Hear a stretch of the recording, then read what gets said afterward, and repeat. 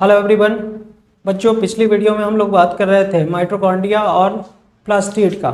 Plastid basically 3 category का होता है, क्लोरोप्लास्ट, क्रोमोप्लास्ट एंड ल्यूकोप्लास्ट, जिसमें क्लोरोप्लास्ट और क्रोमोप्लास्ट हम लोग डिस्कस कर चुके थे। आज हम लोग बात करेंगे ल्यूकोप्लास्ट का। ये ल्यूकोप्लास्ट होता क्या है, तो यह एक तरह का कलरलेस प्लास्टिड है और जो सेल के अंदर स्टोर हाउस का काम करता है। स्पेशली इसको हम लोग store house of the cell भी कहते हैं। फर्स्ट पॉइंट लिखेंगे कलरलेस प्लास्टिड। कलरलेस प्लास्टिड ये प्रेजेंट कहाँ होता है बच्चों? जनरली ये storage cells of seeds, roots and stem, ये स्टोरेज सेल्स में पाया जाता है। आप लिखेंगे found in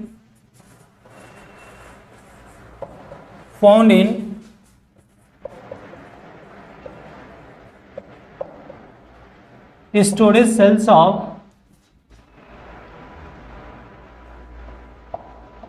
root, seed and stem, also known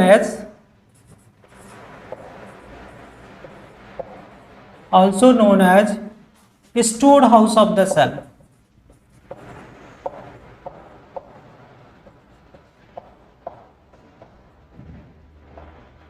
store house of the cell. बच्चों, ल्यूकोप्लास्ट की बात करें तो बेसिकली ये 3 तरह का होता है।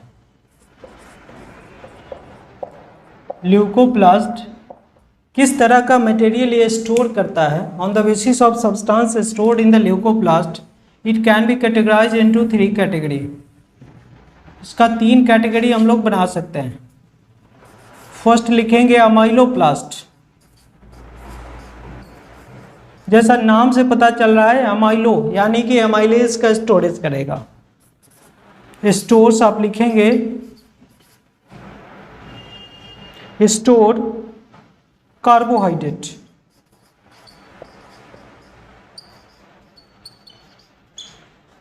और स्टार्च। सेकेंड पॉइंट लिखेंगे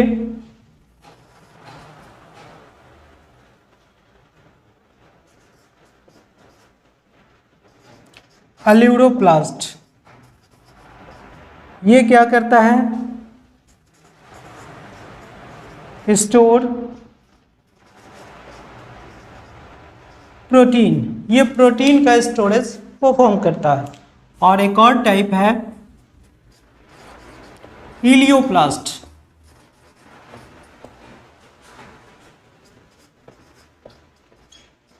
store fat and oil and fat का स्टोरेज करता है। तो ये ल्यूकोप्लास्ट तीनों जो है एक तरह से स्टोरेज का काम करता है। एक कार्बोहाइड्रेट स्टोर करेगा, दूसरा प्रोटीन स्टोर करेगा और थर्ड फैट्स और ऑयल का स्टोरेज करता है। ठीक है।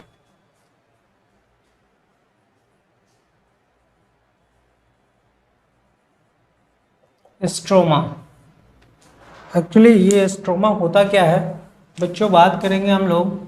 स्ट्रक्चर पहले भी बना चुके हैं। अगर मैं क्लोरोप्लास्ट की बात करूं तो डबल मेम्ब्रेनस स्ट्रक्चर है क्लोरोप्लास्ट, और इसके अंदर जो लिक्विड प्रेजेंट होता है, इस लिक्विड को हम लोग कहते हैं स्ट्रोमा। लिक्विड को कहते हैं स्ट्रोमा। बच्चों, इसमें लिखेंगे homogeneous liquid present inside the chloroplast in which granum is present. इसके अंदर ग्रैनम प्रेजेंट होता है। ग्रैनम क्या है? तो एक थैलेकॉइड, दूसरा थैलेकॉइड, तीसरा थैलेकॉइड, चौथा थैलेकॉइड, इस तरह से डिफरेंट थैलेकॉइड का स्टैक होता है। डिफरेंट थैलेकॉइड्स का स्टैक होता है इसके अंदर। तो इसमें एक पॉइंट लिख लेंगे, होमोजेनियस मिक्सचर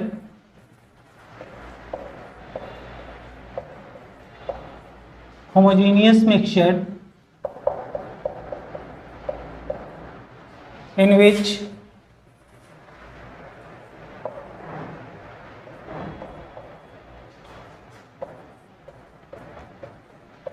ग्राना इज एम्बेडेड। बच्चों ये ग्राना क्या होता है, तो एक एक थाइलाकॉइड का जो स्टैक है ये, इस स्टैक को हम लोग कहते हैं ग्रैनम। और इसी ग्रैनम का जो प्लूरल होता है वो ग्राना कहलाता है। It is the site where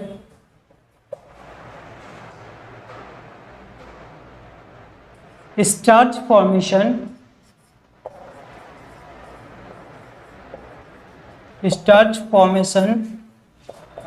takes place।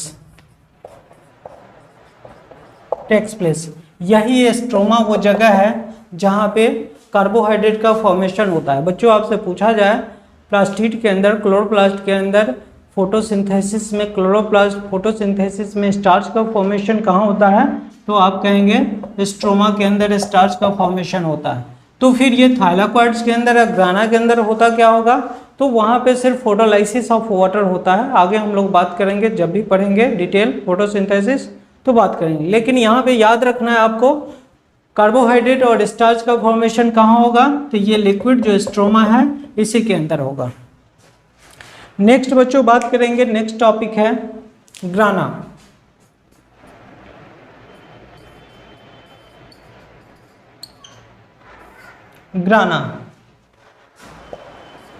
ये ग्राना एक्चुअली होता क्या है, तो बच्चों मैं आपको बता दूं, एक जो स्ट्रक्चर आप देख रहे हैं ये वाला, इसको कहते हैं thylakoid.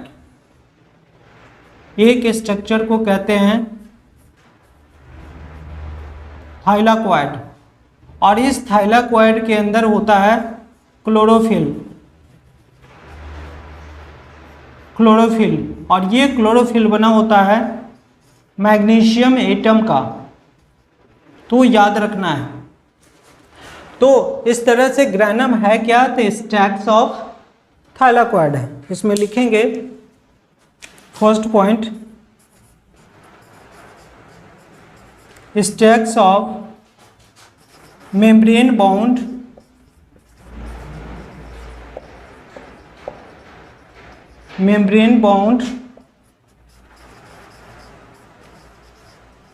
Flattened sacs containing the molecule of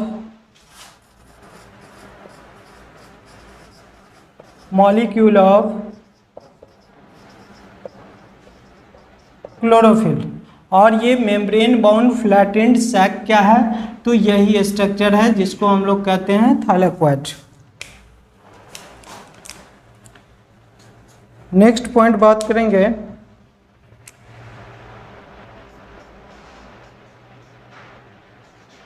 thylakoid contains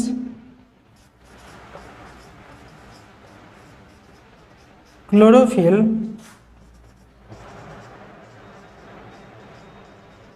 which traps solar energy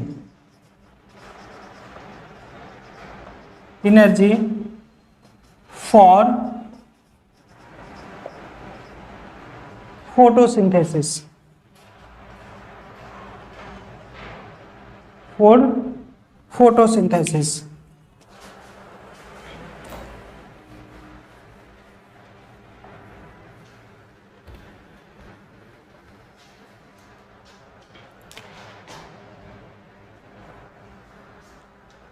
next point note करेंगे बच्चों, इस थाइलाकॉइड का जो स्टैक होता है उसको कहते हैं ग्रानम। नोट कर लेंगे, इच स्टैक ऑफ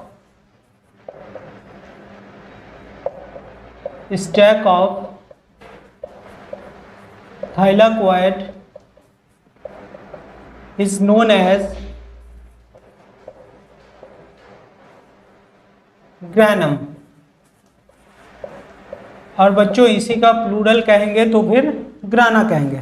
अब ये ग्रैनम के बीच में लिंक्ड होता है, ये जो लिंक है इसको कहते हैं, पहले भी स्ट्रक्चर में मैं बता चुका हूं, इसका नाम दिया जाता है लैमेली। लैमेली। नेक्स्ट पॉइंट लिखेंगे lamellae acts as a skeleton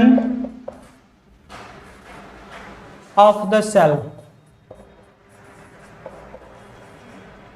ये सेल का एक तरह से शेप मेंटेन करने में मदद करता है और सेल के अंदर स्केलेटन का काम करता है।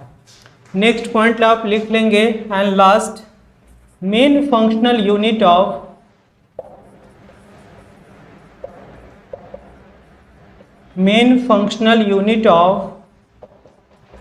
Chloroplast.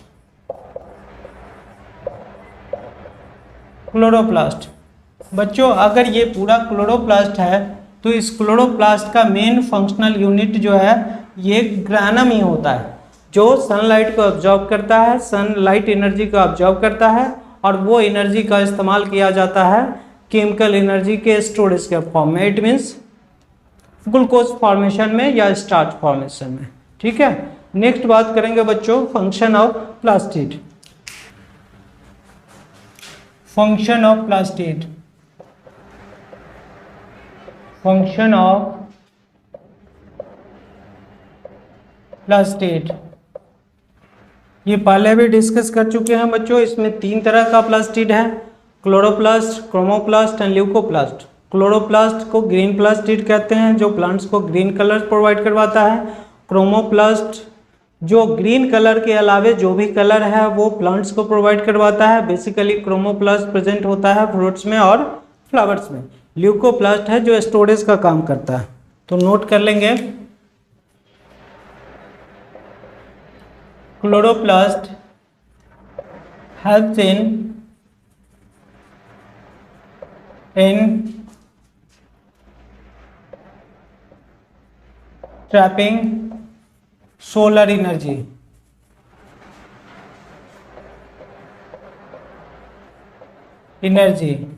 for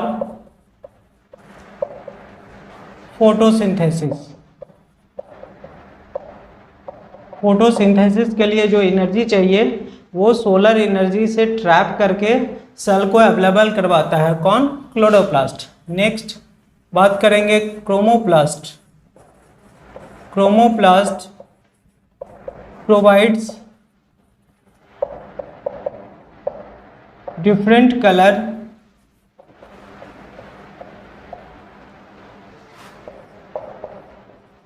colors to the plant parts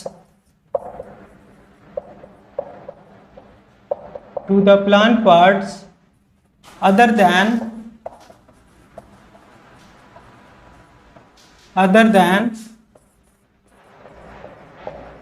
green colour. सभी कलर्स को प्लांट पार्ट्स को प्रोवाइड करवाता है other than green, because green colour के लिए रिस्पॉन्सिबल है क्लोरोप्लास्ट। नेक्स्ट एक और टाइप है leucoplast. Leucoplast helps in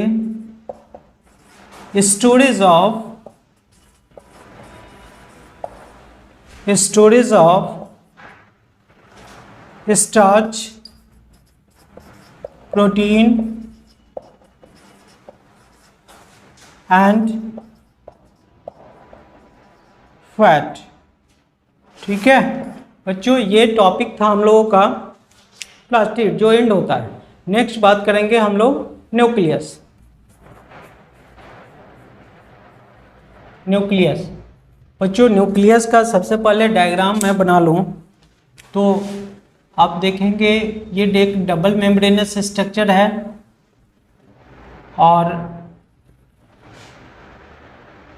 double membranous structure के बीच होल प्रेजेंट रहता है जिसको न्यूक्लियर पोर कहते हैं। आप देख सकते हैं तीनों पार्ट के अंदर होल्स प्रेजेंट है, यहाँ यहाँ यहाँ, ये न्यूक्लियर पोर कहलाता है। और ये इंडोप्लाज्मिक रेटिकुलम का फॉर्मेशन करता है जो जा करके बाद में सेल मेम्ब्रेन से अटैच्ड हो जाता है। ये भी इंडोप्लाज्मिक रेटिकुलम का फॉर्मेशन करेगा और सेल मेम्ब्रेन से कनेक्ट हो जाएगा। तो ये टिपिकल न्यूक्लियस का स्ट्रक्चर है। अब इसके अंदर क्या होगा, इसके अंदर एक कॉइल्ड कंपोनेंट होता है जिसको कहते हैं क्रोमेटिड। और ये क्रोमेटिड क्या है बच्चों, ये हेरिडिटरी मटेरियल है जो पेरेंट्स के कैरेक्टर्स को बच्चों में ट्रांसमिट करता है। जो माता पिता के कैरेक्टर्स है वो बच्चे में ट्रांसफ़र होते हैं, उसके लिए रिस्पॉन्सिबल है यही क्रोमेटिड जो डीएनए और प्रोटीन का बना होता है। नेक्स्ट इसमें एक मेम्ब्रेनलेस स्ट्रक्चर होता है, मेम्ब्रेनलेस राउंड स्ट्रक्चर है जिसको कहते हैं हम लोग न्यूक्लियोलस। और ये न्यूक्लियोलस को फैक्ट्री ऑफ राइबोसोम्स भी कहा जाता है, बिकॉज इसी के अंदर राइबोसोम्स का फॉर्मेशन होता है। और इसके अंदर आपको जो लिक्विड मिलेगा उसको स्पेशली हम लोग न्यूक्लियोप्लाज्म कहते हैं। ठीक है, न्यूक्लियोप्लाज्म कहते हैं। अगर इसके पार्ट्स को हम लोग मेंशन कर दें तो ये हो गया आउटर न्यूक्लियर मेम्ब्रेन,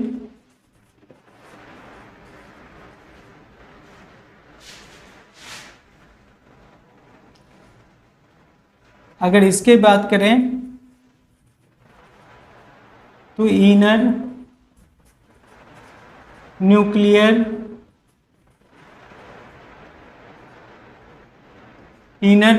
मेम्ब्रेन। अगर मेम्ब्रेनलेस, ये जो मेम्ब्रेनलेस स्ट्रक्चर है इसका नाम अगर लिखना चाहें तो इसका नाम है न्यूक्लियोलस।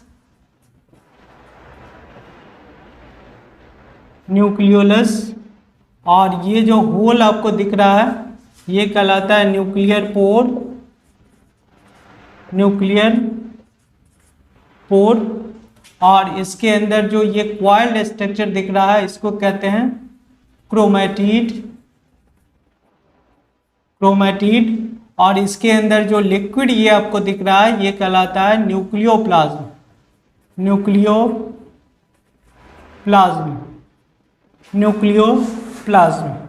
बच्चों ये कैरेक्टरिस्टिक स्ट्रक्चर है न्यूक्लियस का, इसके रिगार्डिंग कुछ इंफॉर्मेशन हम लोग लिख लेते हैं। फर्स्ट पॉइंट लिखेंगे बच्चों, largest component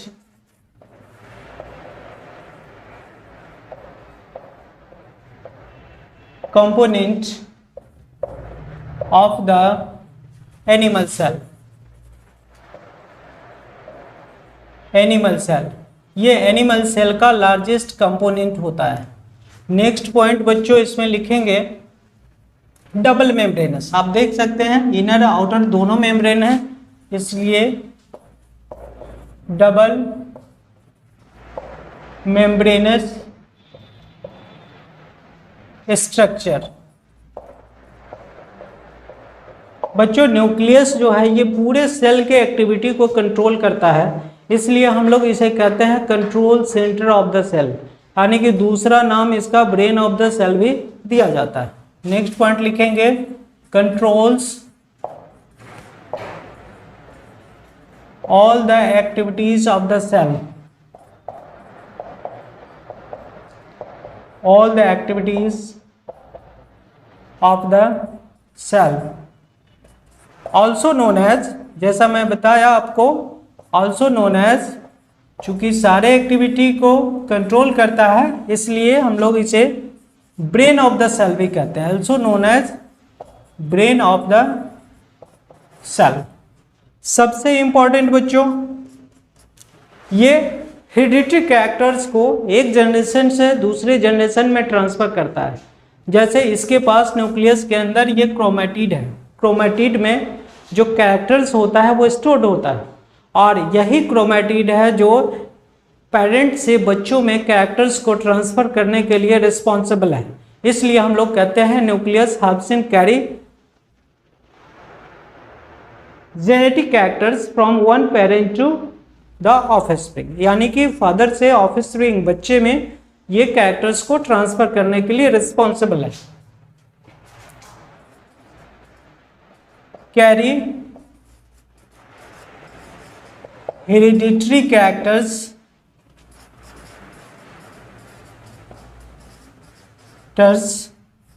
from parents to the child. ये हेरिडिटरी कैरेक्टर्स का मतलब है जो पेरेंट्स का कैरेक्टर्स होता है ओवरऑल, वो सारे कैरेक्टर्स को बच्चों में ये ट्रांसफर करता है, तो उसको एक वर्ड में हम लोग कहते हैं hereditary characters. It may be multi nucleate, हो सकता है न्यूक्लिएट, हो सकता है कोई सेल बहुत सारे न्यूक्लियस होल्ड करता हो, जैसे मसल सेल्स। मसल सेल्स जो है ये स्केलेटल मसल जो होता है, ये बेसिकली स्केलेटल आप लिख सकते हैं। स्केलेटल मसल सेल्स ये मल्टी न्यूक्लिएट होता है, बहुत सारे न्यूक्लियस को रखता है, लेकिन इसी में स्मूथ मसल कैटेगरी है वो यूनी न्यूक्लिएट होता है। और यूनी न्यूक्लिएट किस में? स्मूथ मसल्स में लिख लीजिए, स्मूथ मसल सेल्स। ठीक है, नेक्स्ट हेडिंग देंगे बच्चों न्यूक्लियर मेम्ब्रेन। न्यूक्लियर मेम्ब्रेन बच्चों जैसा आप देख पा रहे हैं यहाँ न्यूक्लियस का जो आउटर मोस्ट बाउंड्री है ये डबल लेयर्ड है, तो आप लिखेंगे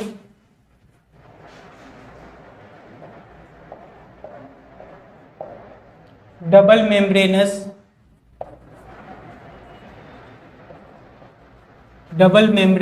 स्ट्रक्चर। Double membranous structure. अब ये जो मेम्ब्रेन है बच्चों आप देख रहे हैं जगह जगह पे होल आपको दिख रहा है, आप लिखेंगे contains many holes which helps in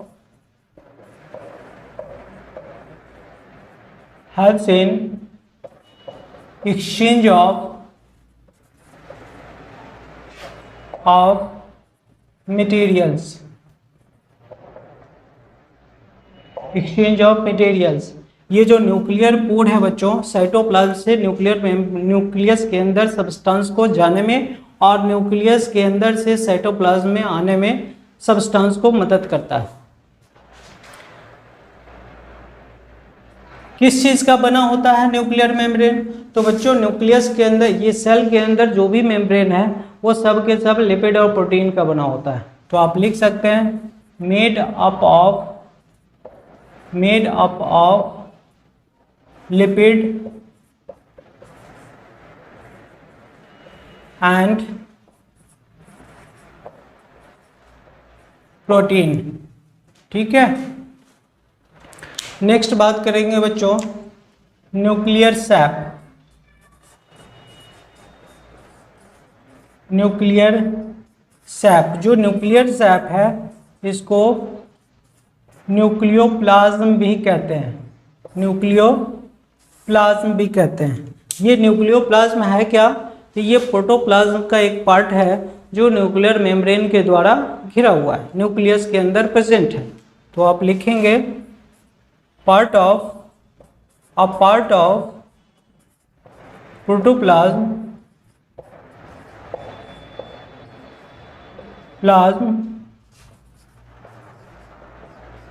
which is present inside nucleus।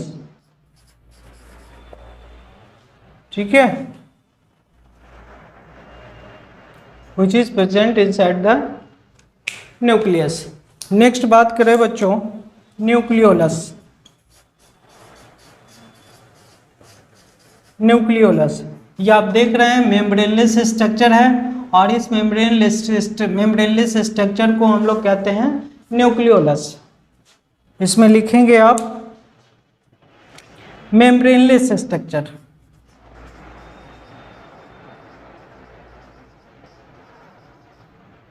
Membraneless structure. known as factory of ribosome. बच्चों राइबोसोम जो बनता है ये इसी न्यूक्लियस के अंदर बनता है, इसी न्यूक्लियस के द्वारा बनाया जाता है, इसलिए इसको कहते हैं हम लोग फैक्ट्री ऑफ राइबोसोम। इसका इंपॉर्टेंट कैरेक्टरिस्टिक्स है डिसअपियर ड्यूरिंग सेल डिवीजन।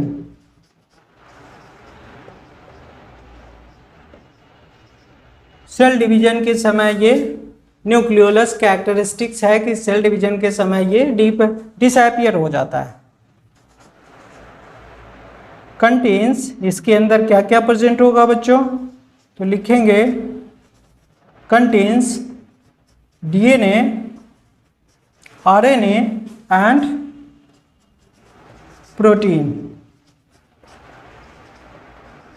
ठीक है, डीएनए, आरएनए और प्रोटीन का ये बना होता है और इसे फैक्ट्री ऑफ, स्पेशली हम लोग फैक्ट्री ऑफ राइबोसोम कहते हैं। नेक्स्ट बात करते हैं हम लोग क्रोमैटिन।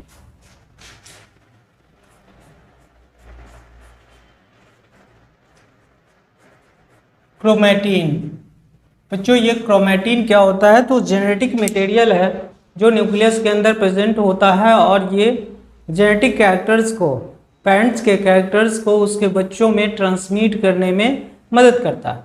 कह सकते हैं आप यही स्ट्रक्चर है क्रोमैटिन जो पेरेंट के कैरेक्टर्स को बच्चों में ट्रांसफर करने के लिए रिस्पॉन्सिबल है, इसलिए इसको हेरिडिटरी मटेरियल्स भी कहा जाता है। आप लिखेंगे इसमें during cell division,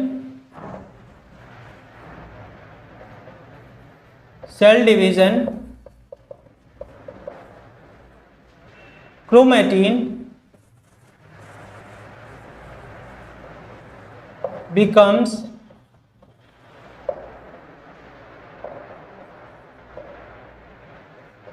thick and short, known as chromosome।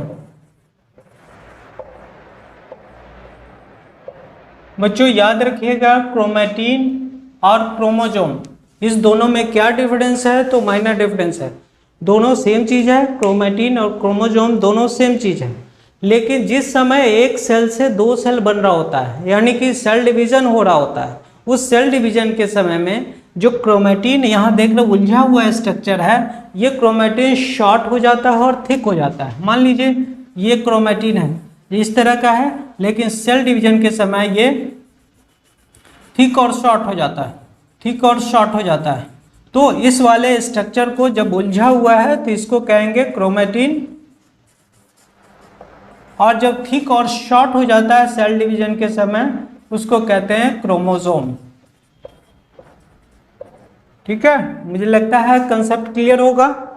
अब बात करें हम लोग ये क्रोमैटिन बना किस चीज का होता है।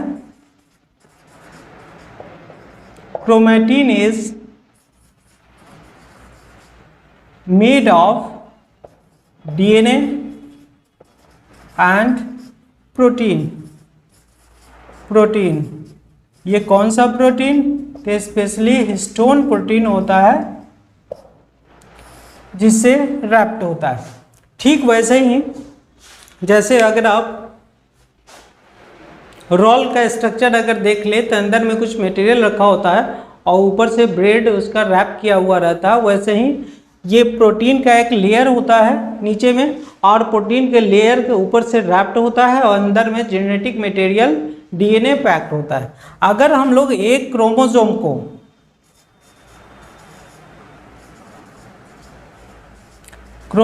को अगर हम लोग ओपन करते हैं, खोलते हैं, तो उसके अंदर से बहुत सारा डीएनए निकलता है, बहुत सारा डीएनए निकलता है। डीएनए क्या है, डीएनए पर्टिकुलर स्ट्रैंड है, ये स्ट्रैंड है, थ्रेड है जिस पे कोडिंग किया हुआ रहता है डिफरेंट कैरेक्टर्स का। अब डीएनए के इस डीएनए के स्ट्रैंड का एक छोटा सा सेक्शन हम लोगों के बॉडी के एक कैरेक्टर को कंट्रोल करता है। जैसे बात करें हम लोग, आँख का कलर कैसा होगा, बाल कैसा होगा, हाइट कैसा होगा, नाक कैसा होगा।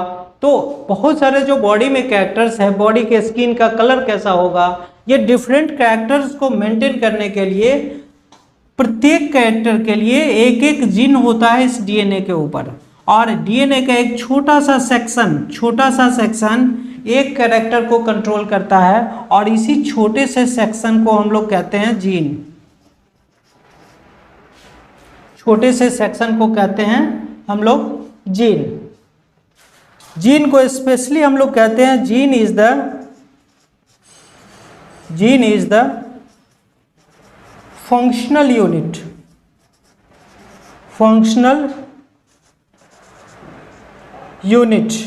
Of the chromosome.